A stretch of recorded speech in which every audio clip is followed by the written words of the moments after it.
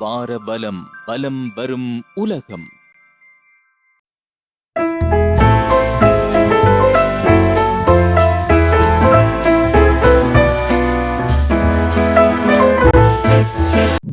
இது வாரபலம் செய்திகள்.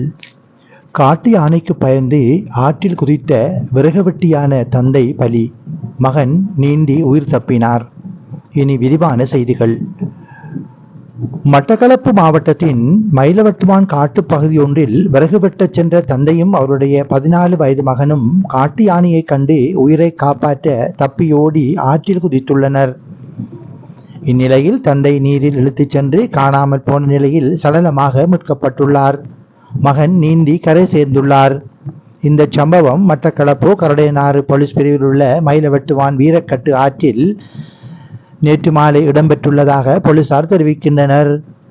மயிலவட்டுவான் உப்போடை வீதியைச் சேர்ந்த 49 வயதுடைய ஞானப்பிள்ளை அரணாகரன் என்பவரே இவ்வாறு நீரில் இழுத்துச் செல்லப்பட்டு கொல்லப்பட்டவர் ஆவார். இது பற்றி தெரிய வருவதாவது, குறித்த பிரதேசத்தைச் சேர்ந்த தந்தையும் அவரது 14 வயதுடைய மகனும் காட்டை அண்டிய பகுதிக்கு விறகு வெட்டுவதற்காக நேற்று மாலை சென்றுள்ளனர். இதன்போது அங்கு காட்டு யானையை கண்டுவிட்டனர். அதனிடமிருந்து தங்களுடைய உயிரை காப்பாற்றுவதற்காக அங்கிருந்து தப்பியோடி அருகே உள்ள முந்தானை ஆற்றில் குதித்துள்ளனர். அவ்வாறு ஆற்றில் குதித்த 14 வயது சிறுவன் நீந்தி கரை அடைந்துள்ளார்.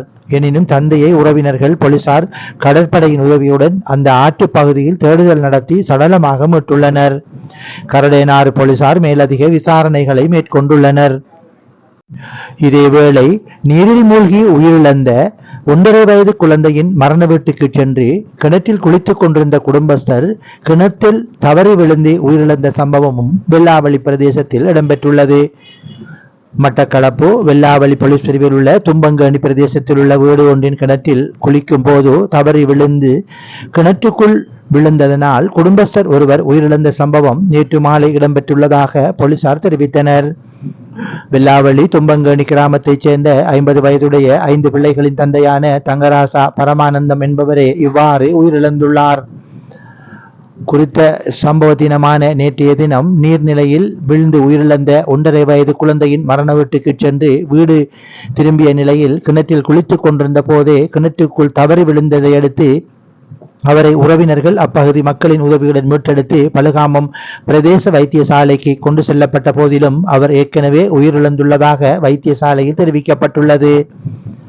இதனை அடுத்து உயிரிழந்தவரின் சடலம் பிரேத பரிசோதனைக்காக களுவாஞ்சிக்குடி வைத்தியசாலைக்கு கொண்டு செல்லப்பட்டுள்ளது. இது தொடர்பான மேலதிக விசாரணைகளை வெள்ளாவளி போலீசார் மேற்கொண்டு வருகின்றனர்.